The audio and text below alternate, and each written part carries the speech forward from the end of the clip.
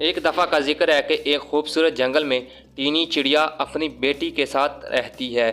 ایک دن بہت زیادہ تیز بارش لگی ہوتی ہے کہ ٹینی چڑیا کی بیٹی اس سے کہتی ہے کہ ماں، ہم اتنی دیر تک کسی بارش میں بھیگتے رہیں گے، ہم کب اپنا پکا مکان بنائیں گے؟ ٹینی چڑیا اپنی بیٹی سے کہتی ہیں کہ بیٹا، میں کہاں سے پکا گھر بناؤں؟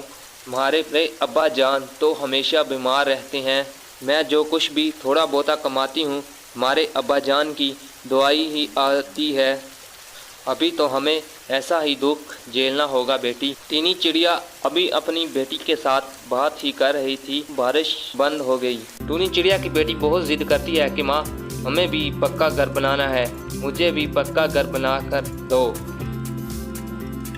اپنی بیٹی کی ضد پوری کرنے کے لیے ٹینی دن رات بہت محنت کرتی ہے، لوگوں کے گھر گھر جا کر کام کرتی ہے اور بہت محنت کے ساتھ ایک پکا گھر بنانے کے لیے پیسے جمع کرتی ہے، ایک پکا مکان بنا لیتی ہے اور پھر اس میں وہ خوشی خوشی رہنے لگتی ہے۔